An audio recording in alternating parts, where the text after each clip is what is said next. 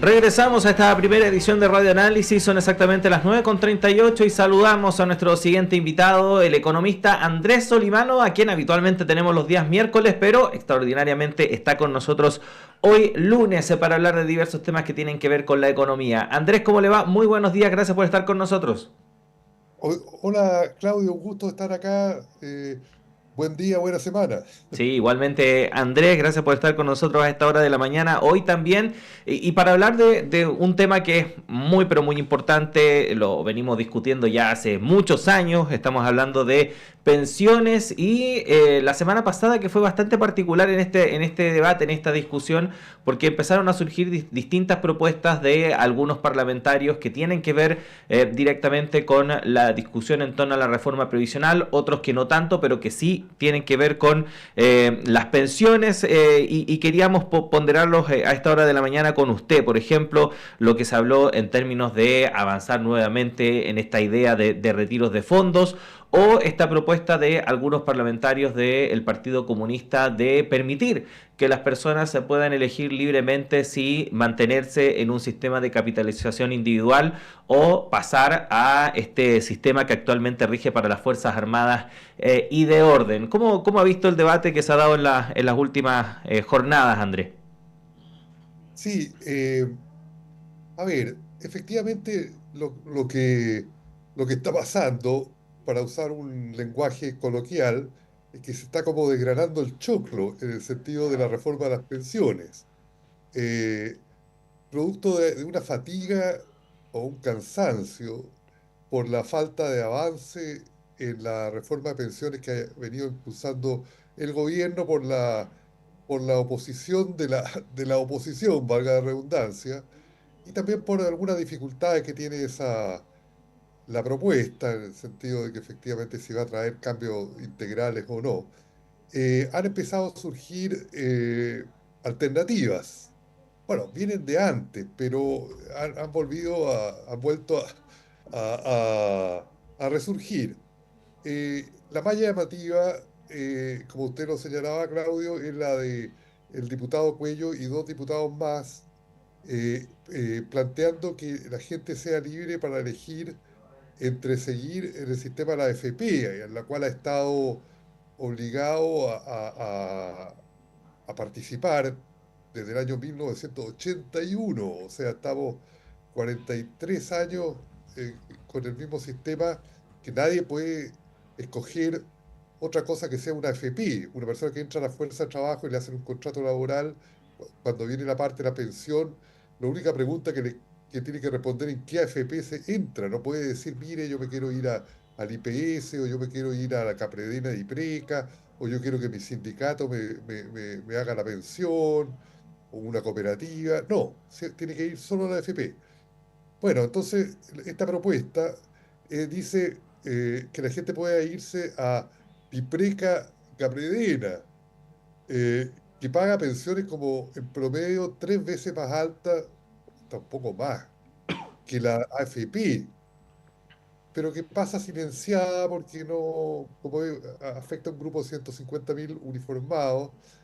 Los medios no le dan atención, pero ahí están los números, y es mucho más generosa y tiene un aporte fuerte del Estado y un aporte del contribuyente. Es muy distinta al de la AFP. Esa es una propuesta. También se ha revivido la idea de los retiros, de que la gente pueda retirar una cierta cantidad o proporción. Incluso en alguna parte de la propuesta es bastante alta, el 50% de lo que la persona tiene. Ujú. Bueno, depende, por supuesto, cuánto tiene en la cuenta individual. Pero de nuevo, retirar, porque como el sistema está en crisis de legitimidad, la gente, lo que la gente quiere es una solución. ¿Y qué solución más fácil o directa? Tiene su problema también, pero que devolverle la plata a la gente, que si la plata es de ella, bueno, devuélvansela. Esa es un poco la filosofía de los retiros. Y después hay otra propuesta, eh, que la hizo Nomás FP, Senda y otra gente, de volver al IPS. o sea, de que la gente le den libertad de escoger y vuelva al Instituto de Previsión Social, que yo creo que es la que más hace sentido para mí, personalmente. Que a la gente se le dé la posibilidad de volver al Instituto de Previsión Social, llevándose sus fondos y hacer un sistema de que le paguen una pensión en función de los años cotizados como proporción del último sueldo. Último sueldo puede ser últimos 3 años o así, 5 quizás. Pero y con un tope de 35 años que ya podría tener casi el mismo valor del último sueldo. Eh, que es la seguida por los países que se salieron de la capitalización individual. Polonia, Argentina, Hungría, otros países del este de Europa, todos dieron un periodo de libertad para que la gente decidiera si seguía con lo equivalente a la AFP chilena, que tienen otros nombres en los distintos países. En Argentina se llamaba AFJP, esta fue en la época de Néstor Kirchner, 2008, o volver a el ANSES, que era en Argentina el Instituto de Seguridad Social. Ahora, eh, bueno, lo vamos a conversar un poquito después. En México también hay una propuesta, o sea, no hay una propuesta, se aprobó al final del gobierno de Andrés Manuel López Obrador lo mismo, la posibilidad de que la gente vuelva a las cajas públicas. Entonces, Chile es el único que empecinadamente insiste en un sistema que, para mí, para ser franco, después de 40 y tantos años, es evidente que no funciona el de la AFP. No hay que ser un gran experto para darse cuenta que el sistema definitivamente no funciona. Paga pensiones bajísimas, son muy volátiles, diferencia entre hombres y mujeres. Bueno, eso ha sido muy analizado. Y al mismo tiempo genera altísimas utilidades para que lo gestionan, que son las AFP. Ujú. Entonces es un sistema deslegitimado y que no funciona porque no cumple su función básica, que es pagar pensiones relativamente decentes. Ujú. Ahora, Andrés, independiente de que surjan estas propuestas, la conclusión parece ser la misma, que por lo menos a nivel político es bien complejo que se pueda avanzar, porque recordemos que todas estas propuestas, independiente de que, por ejemplo, avancen en la Cámara de Diputados, de ahí tienen que pasar al Senado y sabemos cómo se ha comportado el Senado en el último tiempo, donde varios proyectos de ley duermen el sueño de los justos y de hecho la reforma previsional actualmente se encuentra ahí, todavía no hay claridad respecto de cómo va a avanzar. En ese escenario y tomando en cuenta que lo más probable es que ya a lo mejor en esta administración no ocurran grandes cambios en la materia, ¿qué se puede esperar tomando en cuenta que este problema surge como problema ya hace más de una década, década y media, y todavía ni siquiera hay un atisbo de solución finalmente a este problema? A ver, yo creo que ante la incapacidad del sistema político, parlamento, gobierno, de ponerse de acuerdo y aprobar una cierta reforma que sea aceptable para la ciudadanía, yo creo que no queda otra que hacer una consulta ciudadana, una especie de plebiscito sobre el sistema de pensiones y podría ser sobre la seguridad social en forma más amplia e incluir a otras preguntas de los sectores sociales. Si quieren que siga privatizado como está ahora, podría también incluirse la salud y la educación. eh, y que la población, que donde reside la soberanía popular, decida, porque en la democracia representativa los representantes se les da la facultad de ponerse de acuerdo para representar al pueblo, a la gente, a los que le eligieron. Pero si estos representantes, por múltiples razones, no son capaces de producir soluciones, hay que volver a un mecanismo de democracia directa y consultarle a la ciudadanía. ¿Usted quiere seguir con el actual sistema de pensiones? ¿Quiere seguir con la AFP? Ya daría una clave y una legitimidad para que un gobierno, cualquiera que sea, ya pueda avanzar. Pero ya está probado que entre la Cámara de Diputados, el Senado, el Ministerio de Trabajo y Previsión Social, el gobierno, el Ministerio de Hacienda, que siempre está detrás de todo, aunque no tan abiertamente, pero está. no pueden producir propuestas que, generen consenso y no hay consenso. Bueno, hay que ir a la gente, consultarla, hacer un plebiscito, creo yo. Ujú. Andrés, bueno, para aprovechar el tiempo, también queríamos conversar con usted respecto de todo lo que está ocurriendo a nivel mundial en torno a distintos procesos eleccionarios. Hemos tenido como una avalancha de elecciones últimamente en distintos puntos del planeta con algunos resultados bastante interesantes. Por ejemplo, a contracorriente de lo que se puede ver en algunos países donde las avanzadas conservadoras y ultraconservadoras parecen tomar cada vez más fuerza. En México, la opción que, entre comillas, se podría calificar como progresista, Morena, tiene un importante respaldo con este triunfo arrollador de la candidata que viene a ser la continuidad de Andrés Manuel López Obrador, Claudia Sheinbaum, con más del 60% de los votos. En Europa, en las elecciones que tuvimos durante la jornada de ayer, vimos resultados disímiles. Por un lado, la ultraderecha gana terreno en algunos países, pero en otro lado son las fuerzas de izquierda las que resultan favorecidas por sobre las administraciones ultraconservadoras. Y en África también, en polos tan importantes a nivel planetario como Sudáfrica, hay incertidumbre respecto de algunos resultados que se dieron, sobre todo luego de los 30 años del CAN, que por lo menos a primera vista llegarían a su fin. ¿Cómo ha visto lo que está pasando a nivel mundial, Andrés? Porque son bastante interesantes todos estos resultados. A grosso modo, lamentablemente no vamos a alcanzar a revisar en detalle, pero Sí, ¿cómo lo ha visto usted? sí, efectivamente no hay un patrón uniforme, porque se dice, está el alza de la extrema derecha, y el mundo, como entonces alguien lo lee y dice, pero todo el mundo va hacia la extrema derecha. No es así, como usted dice. Incluso en Europa no fue el caso de Portugal, más bien ganó la izquierda. En España tampoco el Vox, que es más de la derecha radical, ultra, tampoco le fue bien.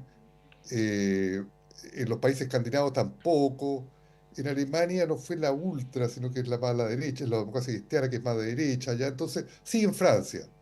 Entonces, es matizado. Hoy perdió Orbán, que es un candidato muy de derecha en Hungría. Ahora, en México, como usted dice, ganó abiertamente Claudia Sheinbaum, continuación de AMLO, y en gran medida, creo yo, las políticas sociales progresivas que hizo AMLO tienen que haber contribuido. AMLO subió el salario mínimo en 82% en su sexenio, 2018-2024. Una buena señal, o sea, una señal para Chile, que cuesta tanto que suba el salario mínimo. Claro, quizás en México estaba más deprimido que en Chile, pero igual lo subieron fuerte. 8,5 millones de las personas salieron de la pobreza en México en el sexenio de AMLO.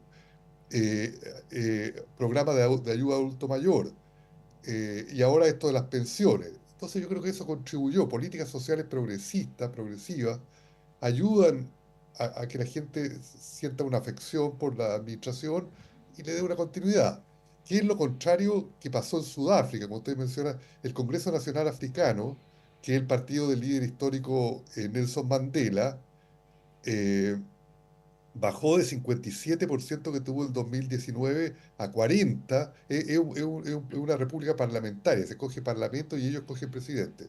Entonces, Ramaphosa, el presidente de Sudáfrica, Cyril Ramaphosa, va a estar negociando con el partido Suma MK, que era una decisión del Congreso Nacional Africano, y también un movimiento que se llama Luchadores por la Libertad Económica, pero que son más bien de izquierda a izquierda. Entonces, para ver si forma un nuevo gobierno. Pero el problema que hay en Sudáfrica es que, a pesar de 30 años del gobierno del Congreso Nacional Africano, no han podido bajar la desigualdad, el desempleo es más de 30%. Terminó el apartheid, pero se siguieron políticas económicas neoliberales, parecida a la de Chile en los últimos 30 años, pero sin resultados muy positivos. Eh, eh, y ahora el electorado está castigando a la ANC, o sea, ANC, el Congreso Nacional Africano. Entonces, producto de políticas, como si volvemos a México, contraria a la que hacía AMLO, que era política a las clases populares, sectores medios, dentro de lo que se puede hacer, ayudarlos. Acá, a pesar de el acta de afirmación de la población negra, que representantes iban a los directorios de empresa, pero que contribuyó a crear una especie de casta privilegiada, pero negra, pero privilegiada. Y entonces lo que se quiere la gente es que haya más, y un poco más de igualdad social en un país tan, con tantas diferencias sociales y étnicas como es Sudáfrica. Entonces, surgió un gobierno progresista, pero sin política económica progresista. Y lo conocemos por acá. Entonces, bueno, eso le pasa el ticket el electorado pasa la cuenta. Entonces, en definitiva, no hay un patrón de que el mundo está siendo tomado por la ultraderecha. No es así. México no lo mostró así, incluso Sudáfrica tampoco lo es así, porque había un partido que Alianza Democrática de un líder blanco que tampoco ganó, y la derrota de Orbán en Portugal, en los escandinavos, etcétera. Francia sí. Entonces hay que ser más matizado. Y la segunda consecuencia, es importante la política económica y social que hace un gobierno para los resultados electorales que va a tener. Si Ujú. ese gobierno se dedica a hacer solo ajuste fiscal, no baja la desigualdad, deja a la gente un poco a su suerte, bueno, después no hay que sorprenderse mucho que se producen ciertos resultados electorales, pero cuando el gobierno se aplican, como fue el caso de AMLO en México, bueno, le entregó un mandato fuerte a Claudia Sheinbaum, para seguir un poco en esa senda. México igual tiene un montón de problemas, pero va avanzando, si hay una voluntad. No, es muy interesante y habría que discutir más las implicancias, ya que estamos en Chile, para Chile de la situación internacional. Ujú. Eh, Sí. pero no tenemos mucho tiempo, No, lamentablemente, ahora. sí, lamentablemente no, Andrés, pero no tenemos tiempo hoy, pero sí vamos a tener tiempo más adelante para comentar estos temas. Sí, Agradecerle como siempre que esté acá con nosotros en Radio Análisis y lo esperamos en una próxima ocasión, ya volviendo a los miércoles seguramente, así que nos sí, estaremos viendo nuevamente. nos vemos otro miércoles. Sí, que esté bien. Ya, un abrazo, muchas gracias, Claudio. Ahí está el Ahí economista Andrés Solimano conversando con